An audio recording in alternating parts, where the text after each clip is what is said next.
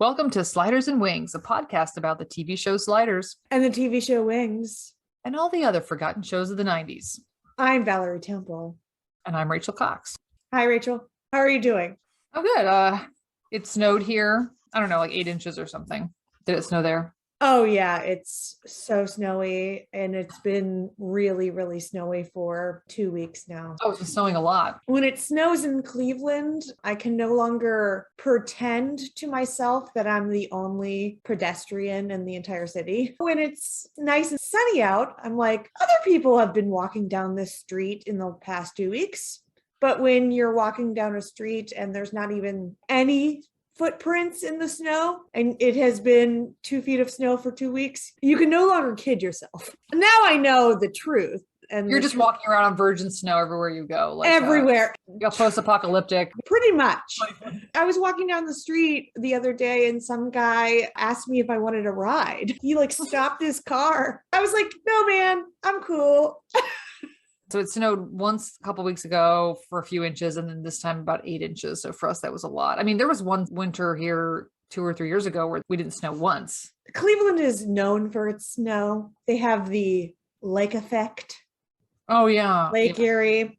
And I always thought it was bullshit before I moved here. I was like, yeah, the lake effect. And now that I live here, I'm like, no, people were not kidding.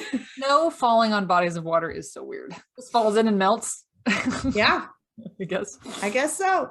In our new neighborhood, there's like a little sledding hill that's basically one of the family's backyards, and kids are allowed to just sled there. So it's pretty nice. It's very cushy. Aww. With adult supervision, mainly because you would just sled into the street. So someone needs to be there to stop you from sledding into the street. Block traffic to run interference. Where I grew up, the middle school, which was within walking distance of our house, had a big hill. Yeah. And we could walk there, and it was such a luxury. We had a wooded area park situation near us that had a very kind of steep pathway down into it. And so when it snowed, it was a perfect sledding hill. Now, did your parents buy you sleds even though it was no one's birthday during the winter? Yes, they did. I think my dad liked sledding as much as we did. It was more for him. Okay, so this week, I'm pretty excited to talk about this because I really enjoyed the 2 episodes that we watched. And I'm also really excited. The show we're going to discuss is Diagnosis Murder. Yay! Wood panel den, vaulted ceilings, walk-in closets.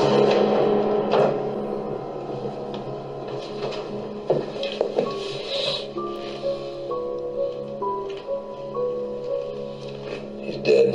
Oh my God, this is Harvey Wardell. Well, no wonder you didn't call. What are you doing here? Any realtor knows not to walk into a house that's just been fumigated. Door of the man's had a fatal accident. Oh, I'm sorry, I'm upset. Or could be foul play.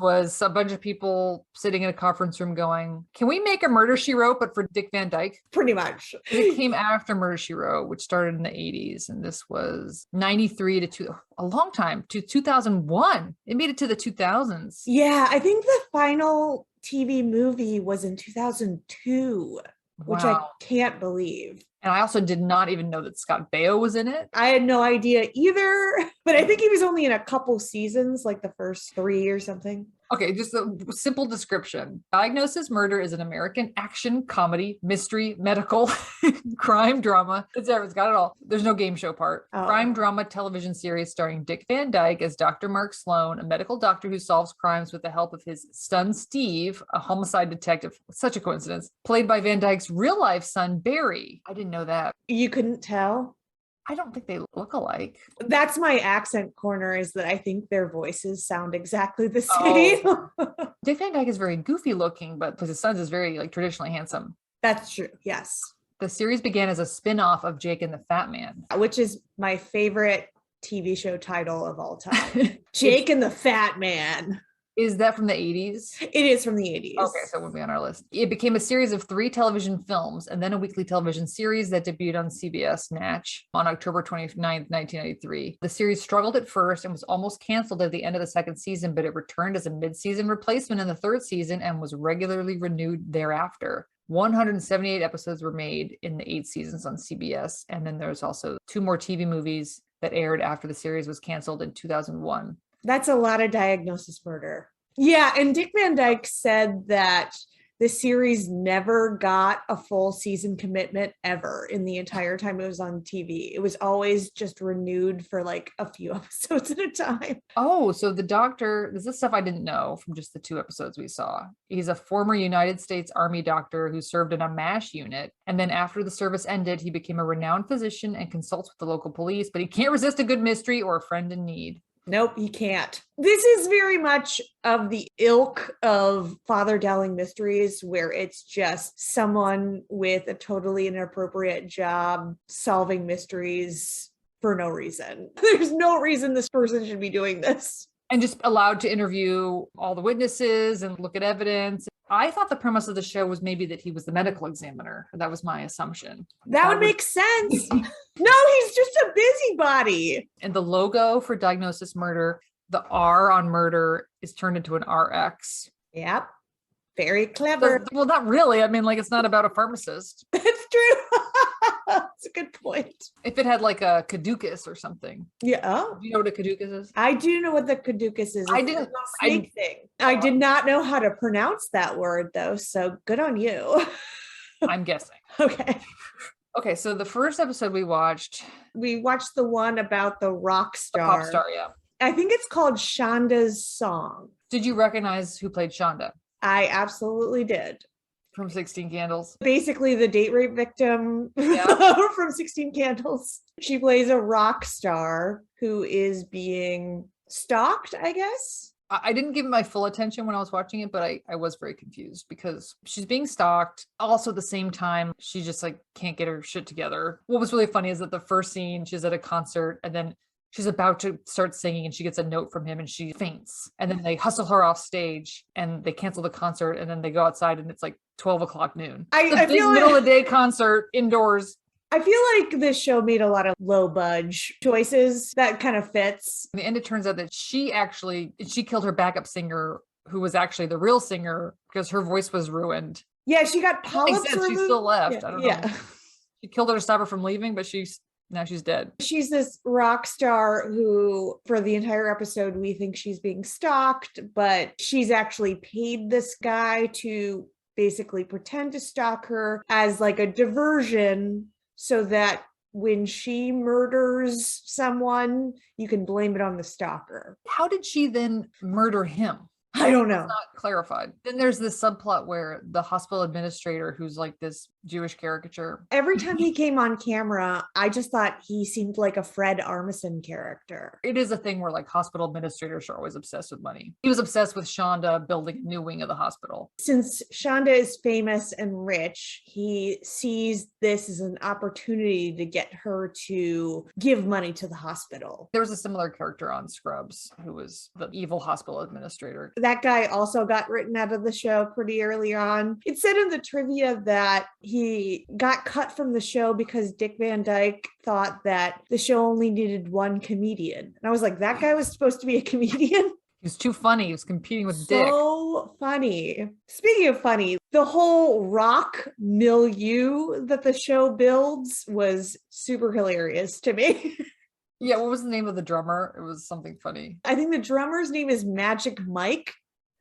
And there was someone else in the band named Cinnamon. Cinnamon. Yeah, but that was a man. A man named Yes, Cinnamon. a Yeah. man named Cinnamon. Her name's Shonda, and what she's wearing for her concert in the first scene is just the weirdest. These very fake red wigs. Yeah, these very fake short red wigs, and then this sort of blue velvet, maybe almost Stevie Nicks-y kind of look.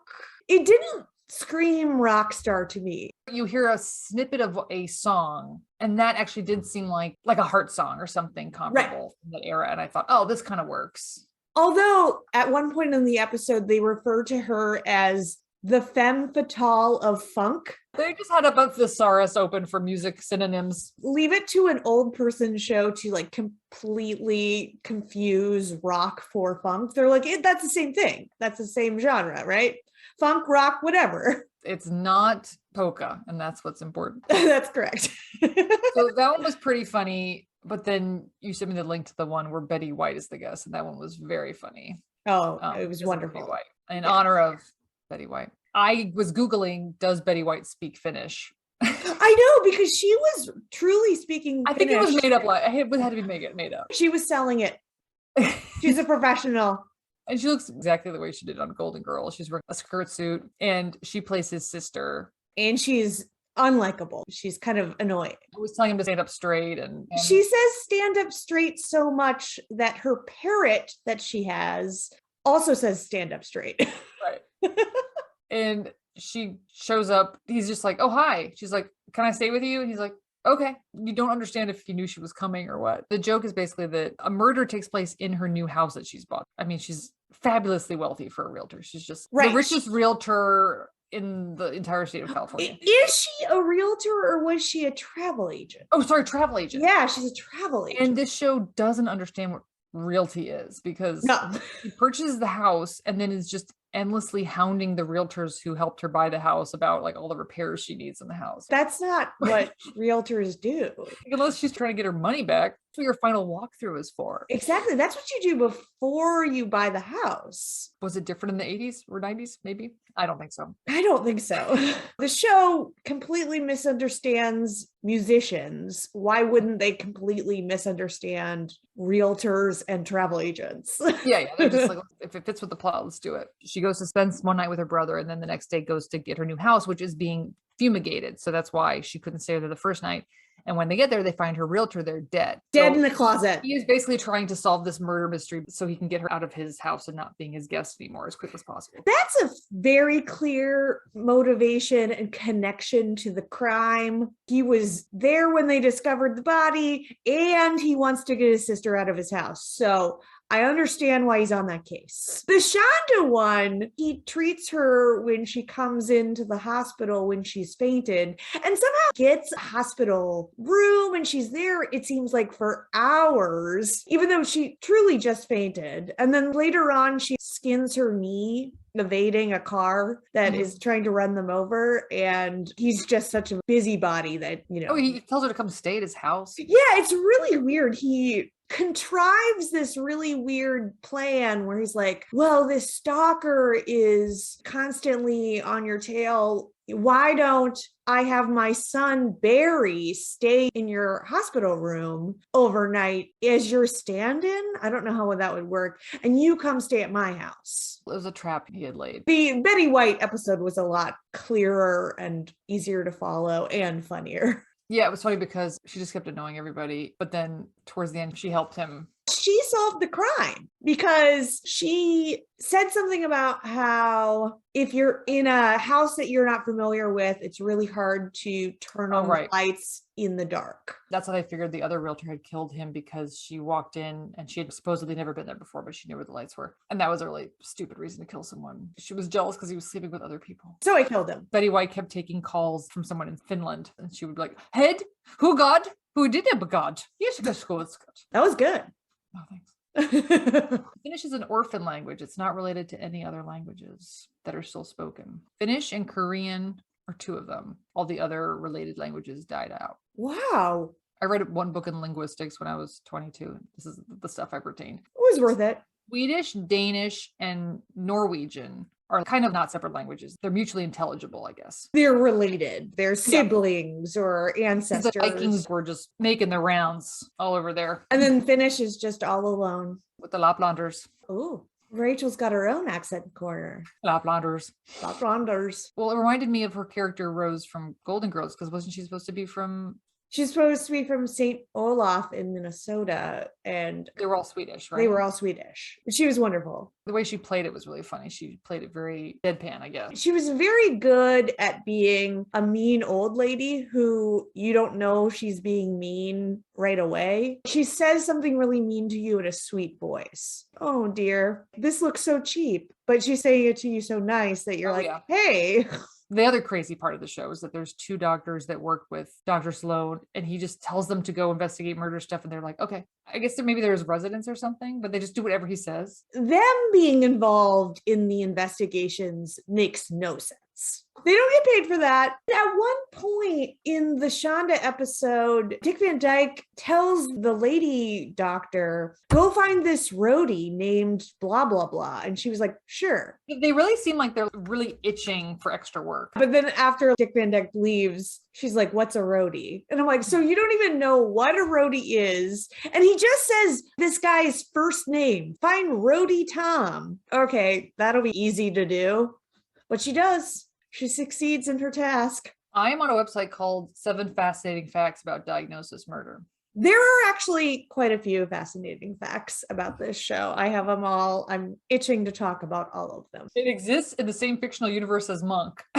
The Wikipedia section on notable guest stars is pretty interesting. There's a lot. A lot of the guest stars, I think, were more meaningful to old people, which makes sense because this is a show for old people. There was a 2-part episode where Andy Griffith was on it playing Matlock. There was a lot of people reprising their characters from long forgotten shows from the 70s. Mike Connors reprised his titular character of Mannix. People reprising their roles from Mission Impossible, the original Mission Impossible. This is number 1 fact, is that the show would not exist without Dick Tracy. What? At the start of the 90s, Van Dyke was 65 and viewed as being on the decline of his career. Warren Beatty cast him in a darker role for the colorful comic strip flick, turning him into the crooked D.A. Fletcher. Van Dyke's wonderful performance would lead him to being considered for the role of Mark Sloan. Interesting. Yeah, Dick Van Dyke was 67 when this show started. I guess there was some question about whether he was too old to play a doctor who was still working. Is he too old to play an old doctor? No. I don't know. I think he's not old enough to play an old doctor. The crazy thing is that he looks so old on this show, and Dick Van Dyke is still with us. He's alive? Yes, he's like 99 or something. Wow. Oh God, I found a diagnosis murder quiz. 94 questions. What's Dolores's last name? Oh my God. Can't do that. These are very repetitive questions. Question 6 is, who is the crime-solving doctor with a son who works for the Los Angeles Police Department? Dr. Sloan. Question 7, what is the main doctor's name on diagnosis murder? Oh God. Dr. Sloan. Oh, that's a bad quiz. Ugh. I am interested in trying to see a couple of these episodes. There have been many an evening where I've thought, I'm in the mood to watch A Murder, She Wrote. And it was on Netflix for a long time and then it was off. It's a comfort watch for sure. An old person crime solving show, mystery show. It's always fun, especially if they keep it light and they wrap it all up at the end. It's nice and tidy. As on Murder, She Wrote, the guest stars are a big part of it. It's always fun to see people pop up. There's one episode that has George Takei, Walter Koenig, Majel Barrett, Will Wheaton, all these Star Trek people. Yeah, I saw that. On a 6-season episode called Alienated, which involved an apparent alien abduction and cover-up. It sounds great. There was also an episode that featured characters from the show Promised Land, which was the spinoff of Touched by an Angel. And then this one sounds really interesting to me just because I've never heard of this person, but it's kind of interesting. A somewhat special case is the appearance of Jennifer Ringley, the internet's first web-based lifecaster, with her pioneering Jennicam website from 1996 I am to well aware of 2003. Jennicam. I've never heard of Jennicam. I remember reading a full-length article about early internet days. It must have been in the early 2000s. What, was she just a webcam girl? Just had her life on? It wasn't really sexual. It was Everyday life. like watching. It was more voyeuristic. I don't think there was a camera in her bathroom, so you'd see her getting changed or whatever, but she wasn't doing anything sexual. It's kind of interesting that Diagnosis Murder would tackle Jennicam. Just like Law and Order. I guess in this 1998 episode, she plays a fictionalized version of herself with a website called Joanne Cam, and she's killed in the first minute. I do think that Joanne is the old person version of Jenny. They just aged up that name 2 decades. My sweet, wonderful neighbor's name is Jo Dean because her parents' names were Joe and Dean. She was the firstborn child, so they named her Jo Dean. Oh, that's so cute. The show also, apparently, the producer of the show, he insisted that every season was devoted to at least one backdoor pilot episode.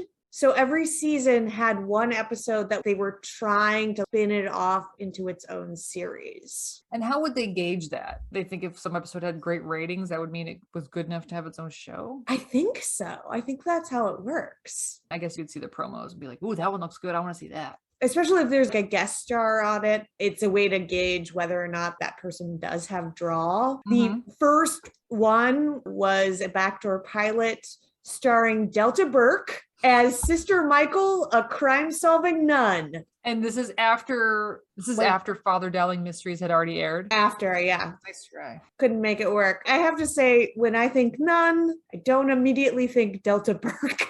In the first 2 seasons of the show, Mark Sloan lived in a house in Denver, Colorado. No explanation is given when the show shifts to California for all of the remaining episodes. And then starting in the 3rd seasons, Mark and Steve Sloan live in a beach house at 3231 Beach Drive, Malibu, with Steve in the basement. It sounds like the production, everything about the show was very piecemeal. And I think the show was on maybe sporadically. It would be off the air for kind of long stretches of time. And it was that time where it's not like it was on streaming. So they just made big changes to the show and was like, whatever. So the CBS had a very casual relationship with Diagnosis Murder. It was really like a... They friend zoned it. Diagnosis Murder at 2 a.m. Like, you up? What's up? You want to record tomorrow or what? You into it?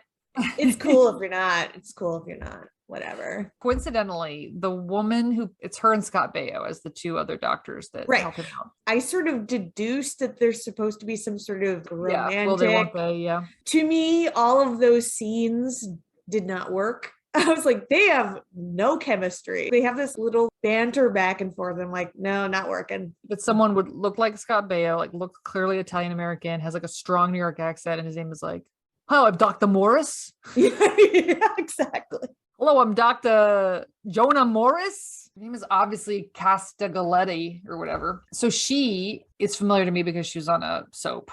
And I just recognize her as a soap face. But she's also familiar to me because she is in Dumb and Dumber, which I watched 2 nights ago with the kids, and they loved it. Of course they loved it. The prequel to Dumb and Dumber was made in 2003. I feel like that just happened. I was like, oh yeah, I remember they made this like prequel to Dumb and Dumber. Dumb and Dumber. 19 years ago, that was when that happened. Wow. 2003. But Dumb and Dumber holds up. The woman who plays the other doctor, she plays the FBI agent who kind of shows up undercover. It does have gross out humor, and then, it doesn't really exactly stand the test of time. There's objectification of women. I had to explain them afterwards. It's not okay to do this. It's not okay to say that. But all the diarrhea jokes were fine. Back to Diagnosis Murder. I guess Dick Van Dyke's entire family guest starred on the show, not just Barry. Barry was in the main cast, but all of his kids ended up on the show. Barry was born in Atlanta, Georgia. I can't imagine Dick Van Dyke living in Atlanta. Where do you think Dick Van Dyke would live? Chimney? He was in the Air Force doing pilot training during World War II. He was denied enlistment several times for being underweight. Oh, streaming. He was eventually accepted for service as a radio announcer before transferring to the Special Services and entertaining troops in the continental United States. He received his high school diploma in 2004. So that's what he did after Diagnosis Murder was finally off the air. He got his GED. That's charming. Have you seen that famous photo? I think it was taken in the 90s. Annie Leibovitz photo of Mary Tyler Moore and Dick Van Dyke. And they're both wearing shiny leather. And Dick Van Dyke is on all fours. And Mary Tyler Moore is straddling him holding a whip. Google it right now. All you have to Google is Dick Van Dyke, Mary Tyler Moore, leather. It was for an article in Rolling Stone or Vanity Fair or something like that. I love that photo. I just love how delighted Mary Tyler Moore looks. She just looks so gleeful. And Dick Van Dyke's expression is like, what have I gotten myself into? I read somewhere that Dick Van Dyke says that photo haunts him to this day. I guess they gave him the outfits to wear and he was like, what is this going to be? Bikers? Is it a biker scene? And then they started posing him and he's like, oh, what? What's your Mad Magazine title? Diets, no burgers. I went clean and simple. Diagnosis blunder. Oh, that's good. That's better. I also have hypnosis burger or hypnosis murmur. Diagnose his burger. Diagnosis burger. I like that. Okay. I like that a lot. All right. How about most 90s, Rachel? This show to me felt kind of 80s, just the camera work and how everything was set up. One could gather that a show made for old people in the early 90s wouldn't be exactly on top of the... Yeah, it's not cutting edge. No, sir. No, sir. Yeah, even the house that she built was very 80s. It had like a koi pond in the front. Like it was just all tiles and beige and mauve. And even the music was very 80s. It was 80s rocker, not 90s rocker. I don't think this show would know what grunge was. I mean, it didn't even know what funk was, really. But there were a smattering of 90s accoutrement. That lady doctor was wearing a truly gigantic blazer at one point. The rock star lady was smoking in the hospital and no one said a thing. No one said a thing, Rachel. I guess they would have let her do anything because one, she's a rock star. She's super cool. And also they wanted money out of her. In the Betty White episode, the realtor that gets murdered, it is revealed that he has had a sexual harassment suit filed against him. Oh, that's very 90s. Which seems very 90s to me. Also, this bit of trivia that I read, I don't know if it sounds 90s, but it's super adorable. In one episode, a stunt with a motorcycle was required, but the production team didn't have the budget to perform the stunt in real life. Dick Van Dyke, being a computer animation enthusiast, created the visual effects on his home computer using the Lightwave 3D animation software, and they were used on the show. He was paid $200 for creating the sequence. What a fucking tinkerer. That's almost like something that Dr. Mark Sloan, instead of solving crimes, he's making computer graphics. He's just going into the virtual reality at night. That's a show, Val. An old person who goes and solves crimes in the metaverse at night. Well, evening, not too late. I still haven't watched Only Murders in the Building, but it does seem like that's the new version of an old person crime solving show. Amateur old people detectives. So I was reading a graphic history of notable cool ladies in history. And what I liked about it wasn't just the greatest hits of cool ladies in history. There were a lot of deep cuts in there, like ladies I had never heard of. And one lady they profiled, Frances Glesner Lee, she is identified as a crime miniaturist. And it was this old lady who was at the forefront of forensic science. And she was not trained for it. She didn't have a degree in forensic science or anything, but she was just really interested in it and learned a lot about it, then became part of training detectives, incorporating it into actual detective work. And one of the things that she did for these forensic science schools is that she made these really elaborate dioramas of fake crime scenes that she put in like little tiny clues all over the place and had the students look at these dioramas and try to solve the crimes from them. And I guess she is the little baby escape rooms. Yeah, it's so cute. And apparently this lady is the inspiration for Jessica Fletcher. Wow. Yeah. I was like, this is a very interesting story. I did not know about this lady. How adorable. Sounds like an indie movie just writing itself. I know. Tiny crime furniture, tiny crime scenes. Yes. Yes. That's a movie I would watch. I mean, there's going to be a scene when her husband's like, her kids are like, You're always making those models in the basement. Come with us, Mom. You missed my game. Mom, you missed my recital. She goes, this is my life. This is my work. This is It means everything important to me. This is What important. about us, Mom? What about us? You're always painting blood onto these tiny couches, tiny curtains. What about me? I'm real. I'm life-size. You only care about tiny things.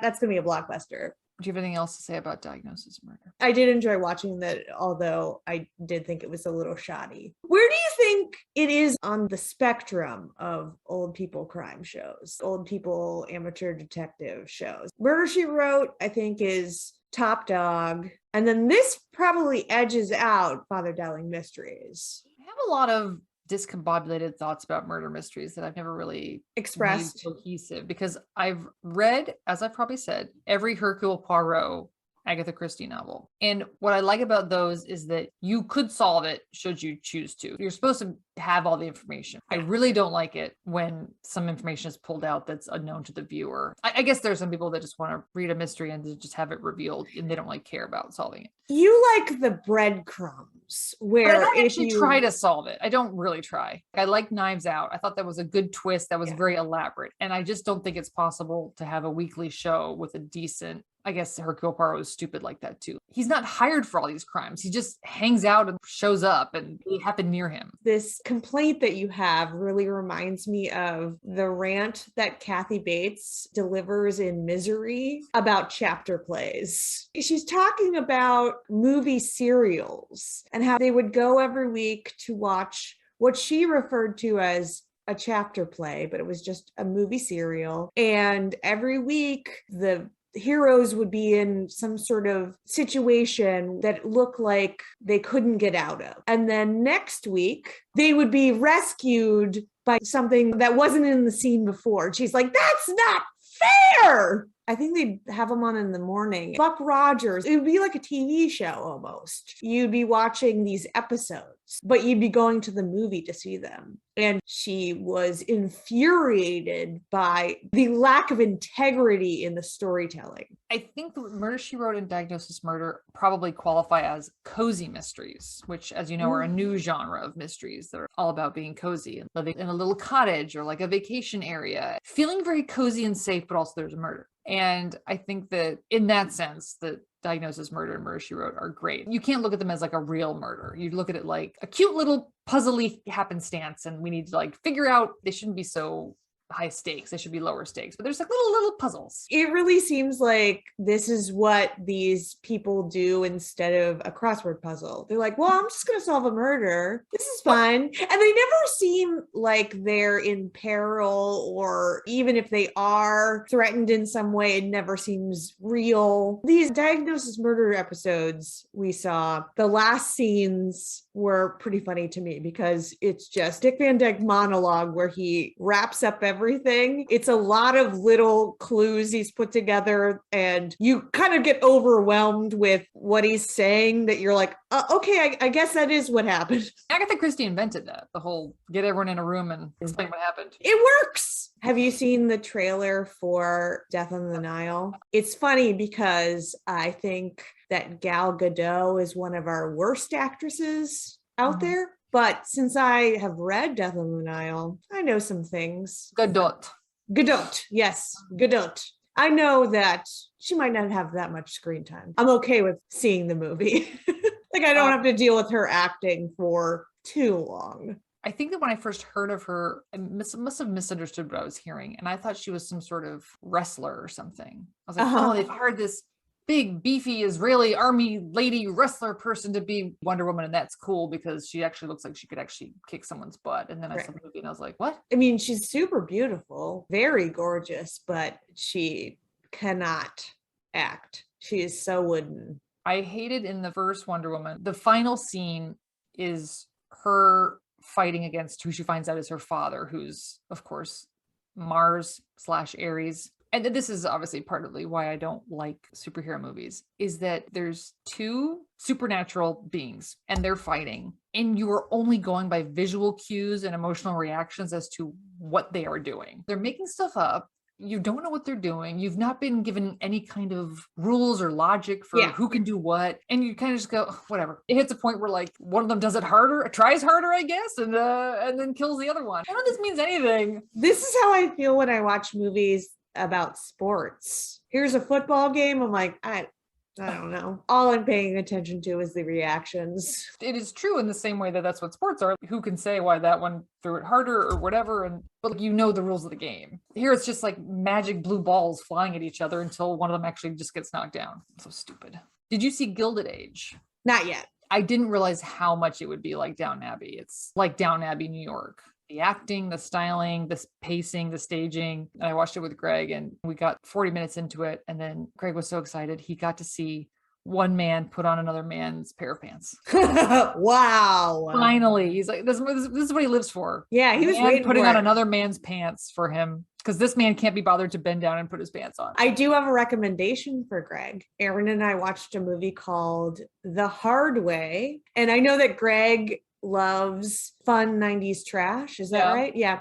Mm-hmm. And this is right in his wheelhouse. It is an action comedy starring James Woods and Michael J. Fox. Oh, yes. I think this is on my list. It's so good. Okay. Michael J. Fox plays an action movie star. He wants to do research for a prestigious role that he really wants to get. He wants to do research on real life cop James Woods, who is just constantly irritated by Michael J. Fox. The movie's incredibly messy and weird and tonally kind of all over the place, but it is so fun. I had so much fun watching it, and it is also so 90s. LL Cool J's in it. Mama Says Knock You Out plays twice. There's just really fun stuff about Hollywood. There's a trailer that plays for this fake movie that Michael J. Fox is in called Smoking Gun 2. And he plays like a character named like Joe Gunn or something. It's delightful. The prestige movie that he is doing research for, at the end, they're at the movie premiere for it, and it turns out that the name of the movie is The Good, the Badge, and the Ugly. I've actually been really not wanting to watch anything lately. I've been trying to not watch things and try not to be on my phone to try to get my attention span back, and it's working. I find myself staring off into the distance. That's what they did in the olden times. Just looking out the window. Just looking out the window, Rachel? Yeah, sometimes. Sounds restful. But the old me would be like, all right, on to the next show. It is really nice to take a break sometimes and just calm your brain down and then choose to dive into something new. The Gilded Age only airs once a week, actually. So after we watched it the next night, Greg's like, all right, putting on your pants, episode 2. And I was like, gotta wait. What? Cynthia Nixon looks 20 years younger in the Gilded Age than she does on Sex and the City. Because she doesn't have gray hair. I also think it's the lighting. It's got the Barbara Walters effect on diffuse. And it's a lot of green screens. They're trying to show New York in the 1800s, and you can just tell a lot of it's fake backdrops. Movie magic, baby. But I want you to see it because the costumes look, so we don't have color images of what the outfits looked like back then, but these costumes look nuts, like bonkers. And I don't know if they're supposed to be realistic or if they're supposed to be a twist. I would imagine they're supposed to be realistic because Downton Abbey was supposed to be accurate. Have you ever seen those restorations of Greek statues and columns? They were super, super gaudy and colorful, and all of that stuff is worn away. So what we think of as Greek statues were actually painted and looked a lot different than what you think. But I think that clothing of that era tended to be darker because there was so much dust and dirt, and maybe if you were middle class you would have dark clothes, but light bright clothes were probably reserved for very rich people who could just change their clothes every day. That makes sense. Worth a gander though. The storyline is just something stupid, like a nouveau riche person is trying to get into the old money set, and that's basically the plot. But they're like, no. She's like, yes, I will do the it. first episode, she's like crying herself to sleep at night because she wants to be, it's just about one woman wanting to be popular, basically. Very low stakes. One woman's journey to be popular. I hope she becomes popular. What will happen? Her husband is so nice to her about it. He's like, we'll keep trying. And I'm like, who is this guy? We'll keep trying. Like, I got other things to do. I would be like, get over it. I don't have time for this. I'm like, listen, we hit our 40s and we do different things. You know, some of us take up yoga, some of us start a company, some of us just decide they want to be. They want to be in society. They want to receive notes on little cards, on trays. They want to read those notes. Oh, Taysa Farmiga is in it. I heard that. So there's Carrie Coon, Taysa Farmiga, Cynthia Nixon, Christine Baranski. These are all ladies that I'm interested in. I'm going to watch the show. And then It's Nathan just- Lane, who hasn't shown up yet, but he's in it. Oh, that's a birdcage reunion. Oh, yeah. Good point. Nice. Have you seen anything else besides The Hard Way? I've been still watching some random Criterion Channel movies. The most recent one I watched is a movie from the 50s with, surprise, Robert Mitchum in it. And it's called The Lusty Men. Rachel, what do you think a movie called The Lusty Men is about? Is their last name Lusty? No. Is it about a bunch of lumberjacks that move to town and all the women lust after them? Nope. You're kind of close. It's about Bronco riders. It's about rodeo professionals. But is that a term for a rodeo rider? I don't know. And they don't say. I think they are just lusty for the profession. They're lusty for Like a the lust rodeo. for life. Lust for the sport. Robert Mitchum is this old hand rodeo rider who takes a new guy, starts training him, and the new guy's wife is against her husband joining the rodeo circuit because it is so dangerous. But they are so lusty for it. That lust is just undeniable.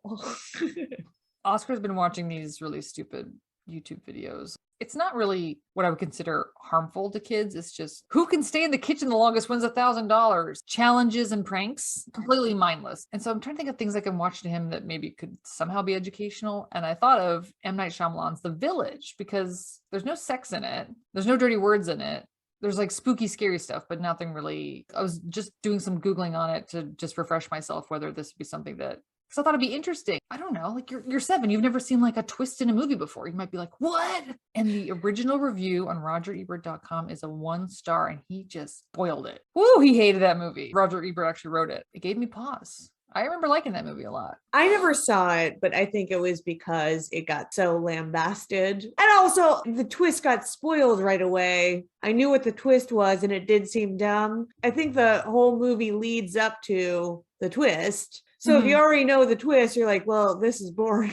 And that's a very weird choice for a 7-year-old. I just have to say that was a twist for me. You're like, I'm trying to find something for Oscar to watch, and I was thinking about M. Night Shyamalan's The Village. Oh, what? Well, honestly, I can't start with old, obviously. I mean, it's a little advanced for him. Okay, the reason I thought of The Village is because I was reading a book about how to make it on the land, being self-sufficient.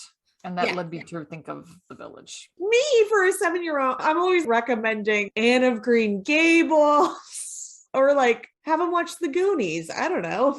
I mean, I kind of want you to do it just so I can hear the report on what happened. Next week, Ben and Madison, sisters. That'll be awesome. All right, this has been Sliders and Wings with Val and Rachel. You can email us at slidersandwings@gmail.com and check out our Instagram, which is Sliders and Wings Pod. All right, good night. Good night, Rachel. Good night, Rachel.